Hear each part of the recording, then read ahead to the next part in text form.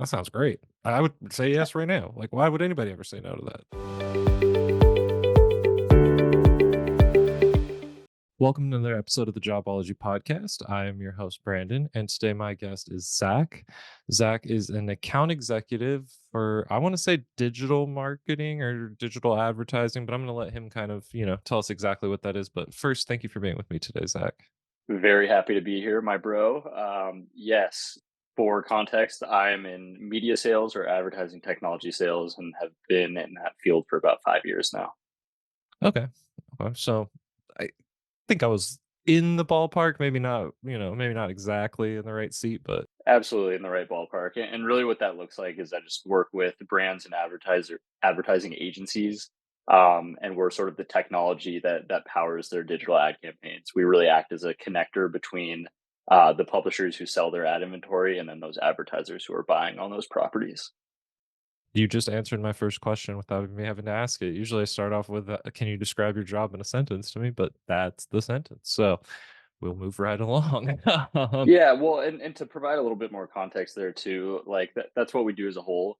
My particular role as a salesperson is really to connect with media buyers at the agencies and or digital marketers on the brand side, and really just like educate them about our product.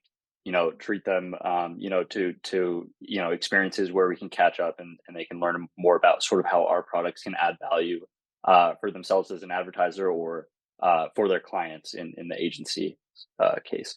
Seems like a job that a lot of people hear and they go, I have no idea what that is. But, that was a great way of kind of succinctly explaining it.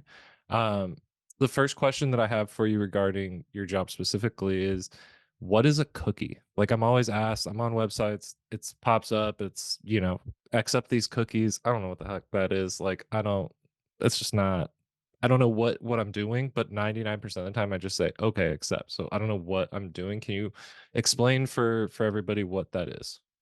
Yeah, absolutely. And this is actually a pretty timely question. Google actually announced just earlier this week that they're pushing back their plans to deprecate third-party cookies until at least later in 2025. And really, what cookies do, they serve a couple of purposes.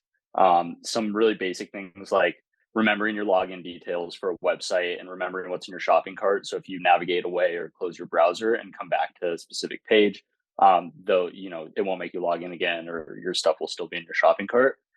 And then from an advertising perspective, cookies have a number of functions. Really, they're an ability to track individuals and what they're doing. So from like a tracking perspective that an advertiser is looking at, cookies can help them understand people who are exposed to their ads, who viewed their ads, who clicked on their ads, if they went down and then took additional actions on the site after they've clicked out to that landing page. So they've clicked on your ad and then they've gone and bought something on the page. Now we can attribute that whoever served that ad, drove that conversion or that purchase on your site. It also has other tracking features like how many times have you visited that website, have you visited in the past, how long was your session, and just generally it shares information about what your past web behavior has been, and that data is obviously very useful for advertisers as they want to serve ads to their target audience, make sure that they're serving it to people who find that sort of content relevant. And so it's just sort of an ability for advertising companies to serve more targeted content to people who will find it relevant. Gotcha. Okay. So I'm not, accepting that I'm giving away my firstborn child. I'm just more accepting like, you know, you can track my usage on this website per se or something like that. Yeah, and generally there's a bit of like a stigma or fear around cookies, and I think a lot of that has been driven by maybe some false narratives in terms of like what sort of information is being shared in a cookie. It's typically not PII or personal identifying information. Really more just like stuff related to your browsing history. And honestly, maybe this is me like just drinking the Kool-Aid working in this business for a long time, but in my opinion, I think being able to have a targeted ad experience, which is honestly a better user experience. Like if you're gonna have ads either way, which by the way you're going to because that's the what powers the internet being free. Of course. You'd rather have those ads being, targeted for you, and something that might actually, add value to your life, or something that could be, a relevant purchase. So rather that, and then also the less relevant the advertising is, the less value that the publisher or like websites who are selling their ad space is going to get for it. So in a way, like, continuing to have those tracking abilities is actually a benefit to, the publishers or websites. And when I say publishers, I'm talking, any sort of news website, recipe website, anywhere where you're consuming content and you're getting served an ad. Those websites are making their money from those ads being served there, and they're getting, basically, they are able to charge more when they know that those ads are being served to the right audiences. Got it. Okay. That I mean, that makes sense. I like your, the point of like you're gonna get ads. So either you can have them be potentially beneficial to you or just completely useless to you. What would your preference be? And I guess my preference would be, okay, well, maybe there'll be something I'll need in there. So sure.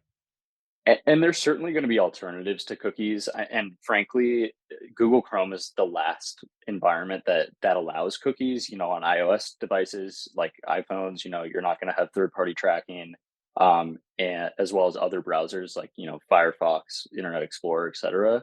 Um, and so right now, basically, the industry is trying to take a big shift and like look at what are those alternatives going to be, whether that be looking at other identifiers that pass back less, I guess, even less like PII information, or just like information that people are more comfortable sharing, or at least that the legislators would find like a happy balance there. But Yeah. certainly there's been a push in terms of like legislation, really led in Europe, and then more recently, like in California and additional states in the US as well, where they're cracking down to in the favor of user privacy, over these sort of tracking. So we'll see where the industry goes in terms of an Sure. alternative, whether it be, and a lot of these are initiatives are being led by the likes of Google, and the Trade Desk. And then there's also like alternative contextual targeting abilities where you're serving ads to people less so based on their web browsing behavior, and more so you're serving it next to content that's relevant to the ad itself. So for example, like if it's KitchenAid, that's the advertiser, like maybe they're appearing next to a recipe website, as opposed to KitchenAid like serving an ad to someone who, whatever, they know that they've been searching for kitchen appliances or. Okay. That makes sense. Yeah. Um, for your job specifically, I think it might be hard for people to understand like who who do you like market to, sell to? Like who kind of like what is your, are you moving a product? Is it an idea? Is it a like concept? What kind of, how could you kind of explain that? Yeah, no, it's a good question. It's definitely a loaded question, so I'll try to break it down. So like I said, I can work with either brands or agencies, and um, within those personas can sort of differ. So on the agency side, you're typically looking at like a media director, media supervisor, media manager, media planner, media buyer. Those are the typical sort of like titles of the people I would sell to on the agency side, and then it can kind of be similar titles on the brand side. They really differ quite a bit more and have a larger range, in-house or at brands. Can be like digital marketer, marketing director, growth director, brand director, and anything like that. So it's definitely easier to find the right people at agencies. Our jobs are to talk to each other, versus marketers in-house. Sort of, they wear a lot of hats, so that can be a challenge. Um, in terms of, Like like the product. yeah, the product, it sort of works in a couple ways. So I work for what's called an SSP, or supply side platform. There's also something out there called a DSP, or demand side platform, and I actually had worked at a DSP for about 3 years before joining my current company. And a DSP is more of a platform where people are able to sort of log in and actually do their media buying, optimize their campaigns, upload their creatives, decide what site lists they want to run on, apply any sort of targeting, and then run it within the platform. An SSP, um, while we can do sort of those same things that the platform can do as a service, People can also use a DSP to buy the inventory or like site lists that an SSP provides. So a supply side partner is essentially to keep things simple for the casual audience. Call it a ad network of usually more premium publishers. It can range in how many they are. The company I work for, it's either about like 600, 700 premium sites that then people can directly buy from those 700 sites by tapping into our SSP through their DSP. And so they can either do that again as using it as a platform, or they can leverage either the DSP or SSP as a managed service to actually buy the media on their behalf, which basically just means like they send over the creative, they send over the campaign outlines in terms of like who the target audience is, the budget, the timing, and all that. And then our in-house team will actually essentially work within the platform on their behalf, and sort of just do all the heavy lifting for them. So it's both a platform and a service. It just Gotcha. depends on how they prefer to buy, really. Okay. Um, Something that we find that I think is important, and I think our viewer thinks is important, or maybe they wouldn't be watching the show. But how do you get your job? So is it something where you just go on to LinkedIn or whatever career development website and you just send off an application? Is it something you need to go to college for? Is it something that you have to have some kind of like experience already in? Kind of what is the path in order to get your job? Sure. And I can share my experience, and I can share what I've seen from colleagues around me. I would say that in general with sales, a degree is probably not a 100% required, but it definitely will help you sort of be it more towards the top of that applicant pool. Right. It definitely will sort of like increase your chances of landing that job. So probably recommended, and I would say most people in this field probably do have a 4-year degree, but that's not to say it's everyone. I definitely know people who did not have a 4-year degree and work in sales, whether that be advertising sales, technology sales, whatever it is. Sure. Um, for me personally, I had a somewhat traditional sales background. So I started after college as a business development representative, which is essentially the most common entry level sales job. It's a lot of a lot of cold outreach, cold calling, cold emails, and really just like a good way to get that good foundation, because sales really does require a lot of like proactivity and motivation. And honestly, what I found is that job was the hardest. And if you're able to, if you're able to be successful making 50, 100 cold calls a day, typically sales jobs from there can get a lot more fun and creative and Yeah. less transactional and grindy. Yeah. But yeah, getting the job. So from there, I kind of bounce around. I typically, in my personal path, moved companies as I grew, like got promoted. So In I like sort of moved roles. like Okay. sideways and up. Yeah. And that's every sort of situation was different, but I just had opportunities to up level by moving to other companies. And that's not to say it's always the right thing to do. I think it's important to have loyalty to your company in general. But sometimes, depending on certain life factors, whether it be Sure. how much you're getting paid, how far you're commuting, if you believe in the product, things like that. Um, I mean, it could also just be that the opportunities don't arise and then something does. And you're like, well, hey, I've been doing this for a while. I need a change of pace. Or, I mean, there's millions of reasons people go for their promotions or whatever. But I think that's smart of like, the hey, I started entry. Like I didn't graduate and then go, cool, now I'm a the senior account executive, or I'm this, whatever. I've started entry level, bounced around jobs, within the industry, and then found my fit. I don't, I think that's a great I think that's a lot of people's story. to share more about how I got to where I am now. So I started sort of as more traditional tech sales at Oracle. Actually moved to selling Uber Eats, which was a lot of fun. But I really started my career path in media or advertising sales following that. A recruiter who worked with me at Uber, she actually moved over to a company called Quantcast. And when Uber decided actually to close the office in the city that I live in, because of our friendship, I basically was able to get an interview that way. all this to say, networking and the people around you that you meet, is the absolute best way to get a job. I would think in any field, certainly in sales, which is a very like networking forward and community based sort of career. Well, and competitive. Like, if there's there's a lot of fields. I talked to a physical therapist the other day that was like, if you finish school, there will be a job. Like, somebody will hire you. We need physical therapists. There's plenty of opportunities out there. But if there's, hey, it's a really competitive market, you have to go the extra mile and do the extra things and, go to that mixer that, hang out that you might not want to, but you just got to because maybe you make the connection there. I think that's solid advice for people.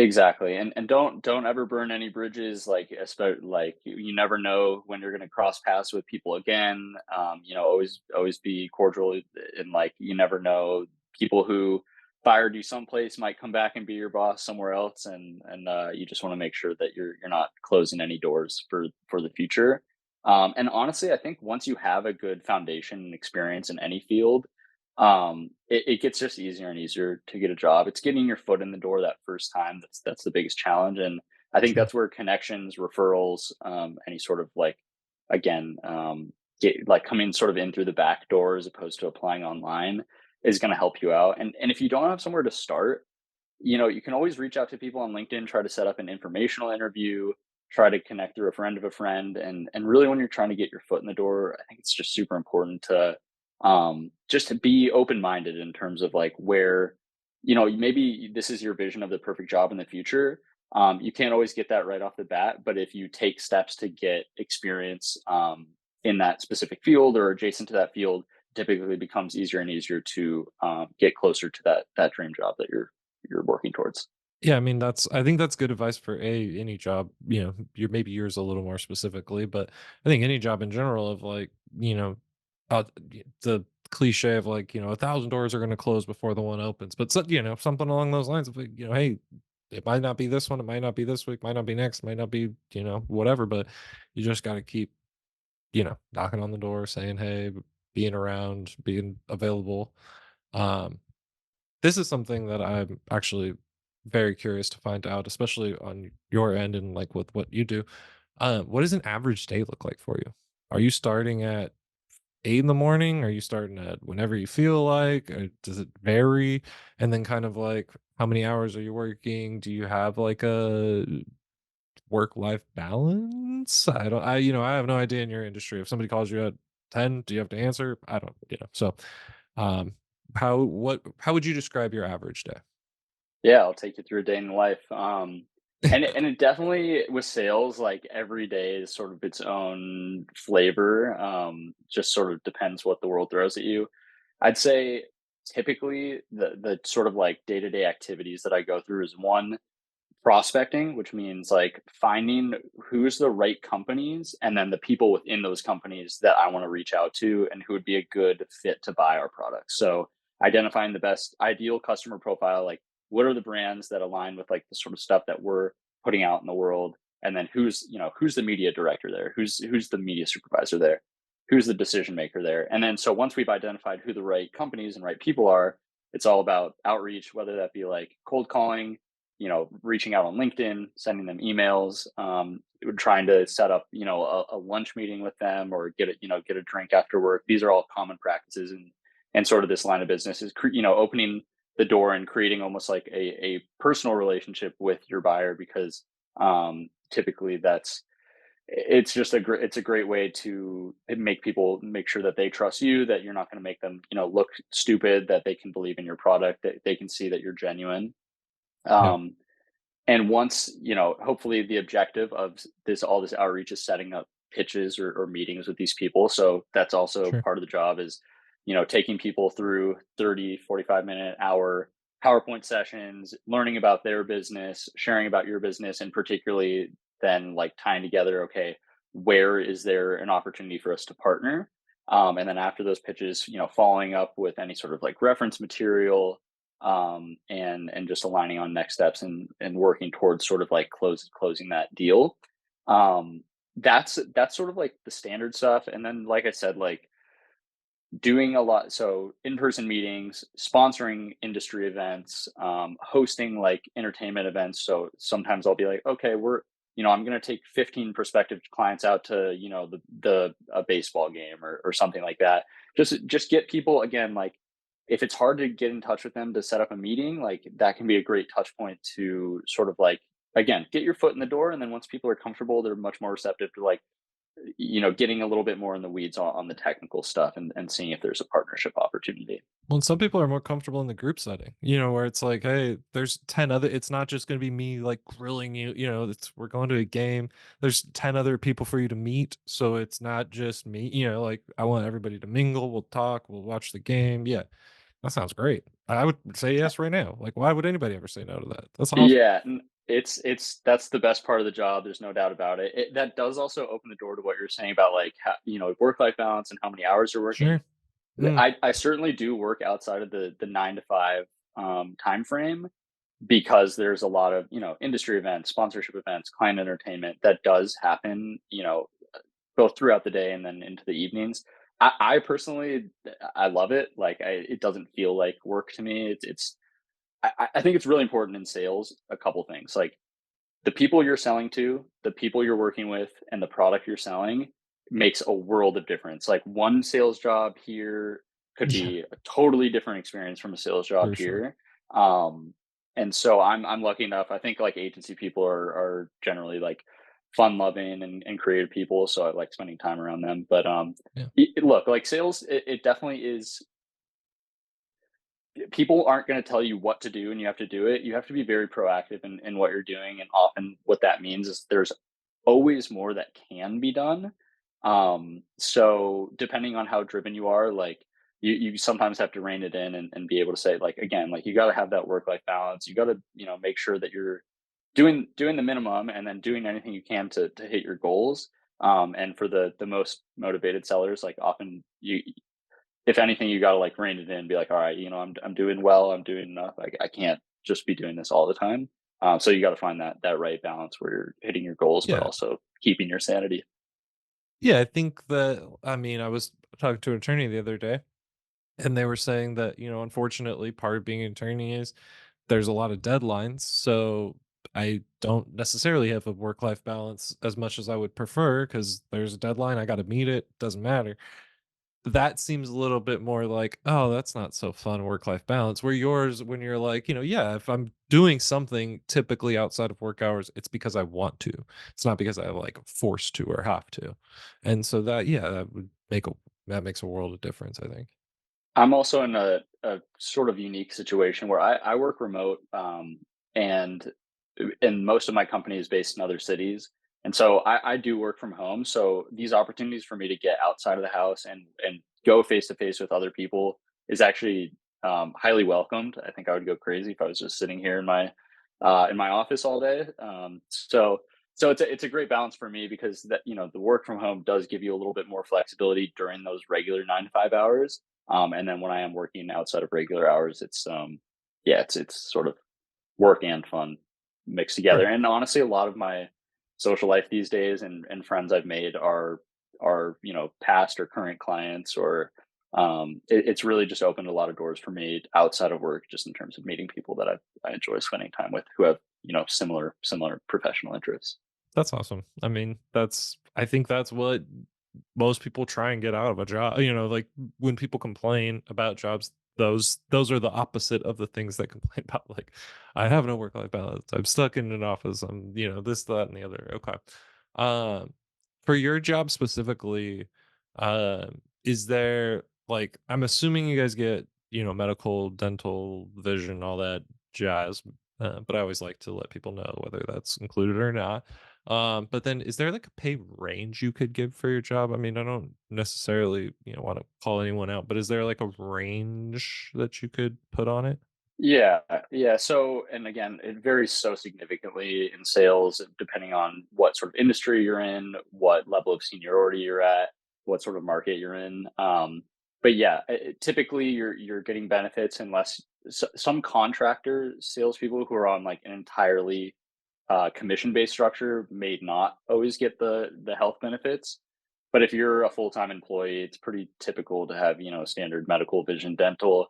I'd say a typical structure for pay and sales, and again, this does vary, but typically your salary and your is one half of your on target earnings. So meaning like if you're hitting 100% of your sales goal over the year, you have an opportunity to double your base salary. So in theory, it's 50% base, 50% commission if you're hitting exactly 100% of your goal. That's probably the most common paid structure. In general, I would say sales is a fairly lucrative business. I know someone who just landed an entry level sales job whose on target earnings is $100,000. Um, Okay. there's enterprise salespeople at Fortune 500 companies that I'm sure are blowing out their numbers and have $1 million year once in a while. I think the most common probably range in media or advertising technology sales probably sits somewhere between 100 and $300,000. Again, that's you're hitting your number. You're like, that's it's not a Yes. given. That's not your base salary, but No. And that also, like you kind of mentioned earlier, was that is dependent on where you're at in the country. What products are you selling? How much are people buying? Like, there's a lot of factors that go into this to say, but I like the idea of like, oh, it could be somewhere in this range. Cause I think a lot of times people say, oh, I make a lot or I make a little. And like, I don't know what that means. I don't know what a lot mean. Everybody's version of a lot or a little could be different. So, I think that's good idea of people like, hey, if you're going to go for this and you're going to put the time and the effort in to find a job in sales in a decent market, it can pay off for you. It's not, something where you're going to be like, oh, shouldn't have done that. no, I mean, as you could probably tell, I love my job. And Yeah. it's not just the pay; it's the people I've been around. I love the product, the people I work with. I've not loved every job I've ever had. I'm working real hard to make sure I don't drop the ball here. But yeah, Yeah. I couldn't be happier with the work that I do now. Sure. Um, with this job, I mean, I'm assuming there's like levels of advancement or promotion that you can have as a salesperson. I mean, I don't know, like I'm assuming entry, junior, senior, who knows. But is there kind of like an advancement opportunities for your position? Yeah, so I'd say like the typical titles and sort of like trajectory of a salesperson, again, starts usually as like a business development representative, which basically means you're very heavy on the outreach. You're doing less of the pitching and less of the closing, more just trying to set up meetings. And then typically people move into like an account representative or an account executive role where you're sort of managing more of the full sales cycle. You're still doing that outreach, but then you're actually pitching people, you're closing people. You might have more opportunities to do like in-person stuff as opposed to just like being on the phone. And then really, salespeople can go one of two directions. They can continue to be more and more of a senior individual contributor or basically it's just salesperson, or they can go into sales management. Beyond AE, as an individual contributor, you can become like an account director, senior account director, like sales director, senior sales director. Sure. Just things of this nature. And then on the management side, you can become a sales manager, which typically means you're either just managing a group of salespeople and you don't have your own book of business, or what's the case in my company, it's almost like a hybrid structure where you can move into, you manage maybe one or two people under you who take some of the smaller accounts off your plate, just to free up some of your bandwidth, and then you still manage your own book of business, you still have a goal, and all that. Typically, sales managers, there's probably a lower ceiling in how much you can make, but also a higher floor. So you're typically, have a little bit more like stable, or you know how much you're going to make likely ahead of time. Of course, you still have goals that play into Sure. your commission based structure. Typically, how well your team is performing or how well the organization is performing as a whole. Um, But it's less for me variable. personally, I think I'm gonna probably stick with the individual contributor salesperson path. I just it does allow for an extra layer of sort of like autonomy. You're Mhm. less reliant on other people. I'm personally a bit of a control freak, so the Sure. idea that my potential pay is going to be affected by how four people under me performing doesn't super Yeah. sit well with me. Well, and also you're not responsible for them either. Like you just I'm responsible for me. I take care of my stuff. I contribute and that's that.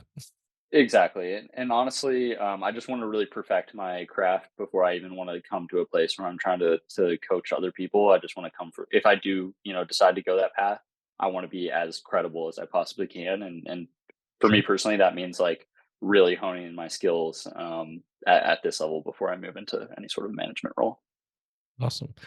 Well, that's about it I have for you here for podcast purposes, but I always like to at the end leave a little bit of time for our guests to talk about a cause, uh, I don't know, small business, something they care about, whatever they want the viewer to know. Here's your time.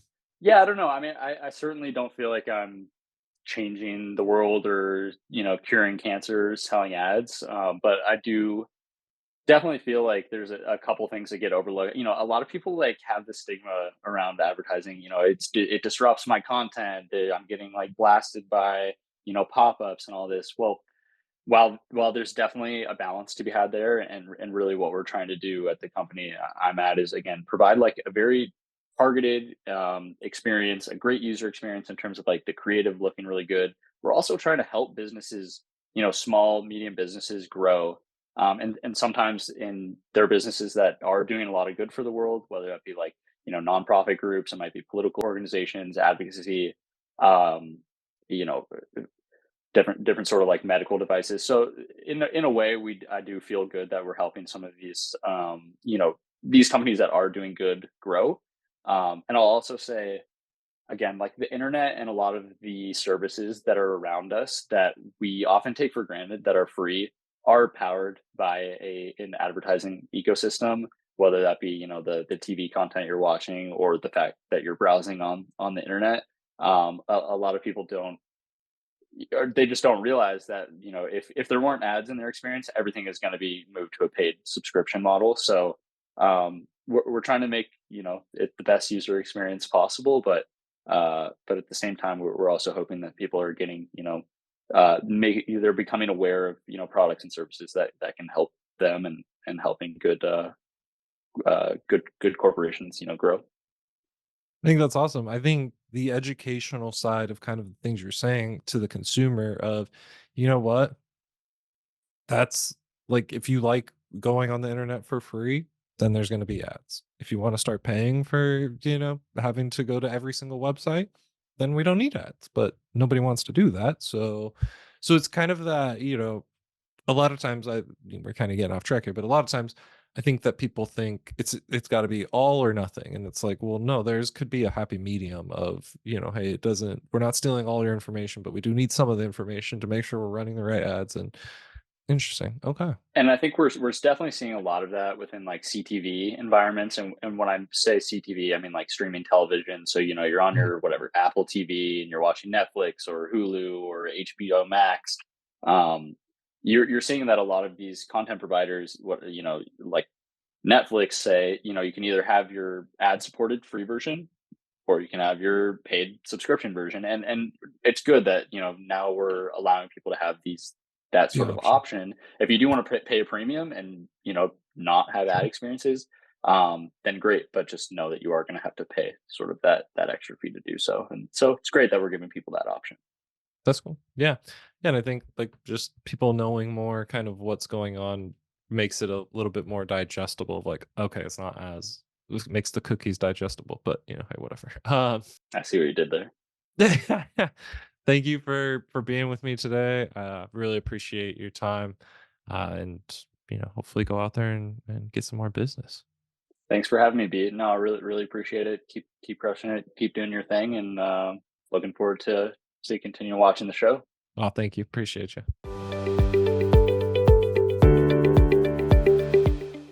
Well, that's it for another episode of the Jobology Podcast. Thank you for tuning in. If you guys want to support our channel, please make sure you like, subscribe, and follow at Jobology Podcast on all major social media platforms. Your support means everything. Like we say to end every episode, make good choices.